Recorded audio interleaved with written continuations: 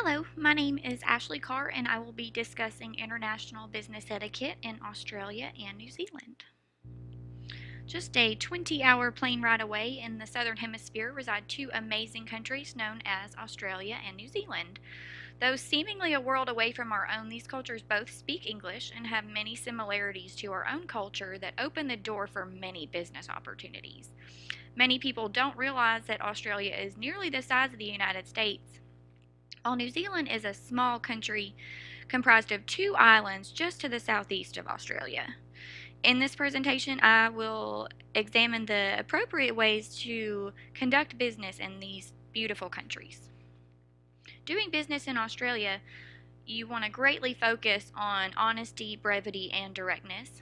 Aussies, as they call themselves, value material progress as well as time to enjoy family, culture, and the beautiful country that they inhabit. They strive to attain a healthy balance of both business and play in their daily lives. It's very important to remember that Aussies are not threatened by their geographically isolating position. They're very comfortable negotiating and conducting business via email, phone, or web conferencing. If you do decide to travel to Australia in order to meet face to face with prospective clients, be sure to arrive on time, early if possible, and avoid traveling down under during the peak native vacation times of December through February. Since they have opposite seasons to the United States, these months make up their summer, and many families will be on holiday, which is their term for vacation. When meeting Australians for the first time, a firm handshake with direct eye contact is the best. Introductions, including hello and how are you, are definitely appropriate, as the term g'day is not used as much as in previous years because some Aussies view this term as disrespectful and stereotypical of their culture, since so many tourists say this phrase. Aussies are generally a casual people outside of the office, while they do dress conservatively in the office. Full names should be used for initial meetings, but this will typically shift quickly to a first name basis. Gifts are usually not given in the business context, but small talk is customary before the beginning of a business conversation, as Aussies greatly value business relationships. Good topics of conversation include sports and the beauty of their country. You definitely want to avoid politics, as they feel very passionately about these topics, and the conversation could quickly shift to a heated debate. They're a very friendly people who dislike wordiness in business negotiations, as well as disliking individuals who appear boastful or consider themselves on a higher level than others. Aussies may mock individuals who present themselves as quote unquote a walking resume, not knowing how to allow their accomplishments to speak for themselves. You never want to attack Australians with pressuring sales tactics with too many details or roundabout negotiations, as they very much so value directness in business that emphasizes the good and the bad of the venture at hand. Americans conducting business in Australia will find it less foreign than you might think, despite that 22-hour trip to get there that leaves you accurately feeling as though you have ventured into another world. In just a short 6-hour plane flight to the south, away from Australia, you'll find a small country known as New Zealand.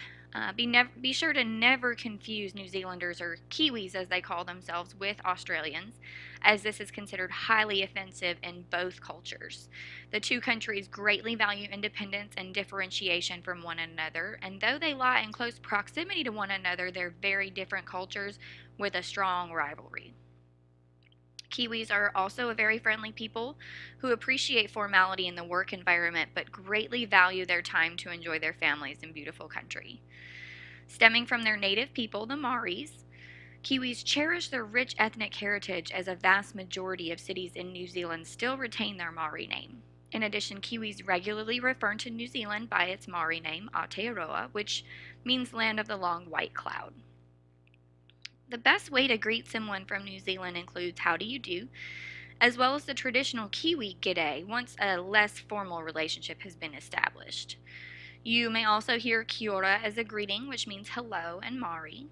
A firm handshake with direct eye contact is the standard greeting for Kiwis meeting for the first time.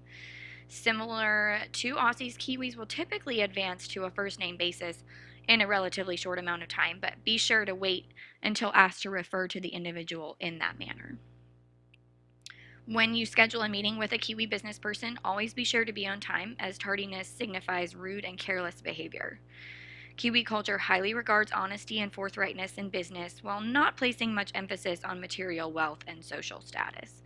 They greatly value people who are comfortable in their own skin and will be very wary of boastful, loud individuals. Also, be sure not to chew gum or clean your teeth with a toothpick, as both of these actions are considered very rude in New Zealand. In conclusion, doing business in Australia and New Zealand can be a very rewarding experience with two cultures that differ from our American culture but also have striking similarities.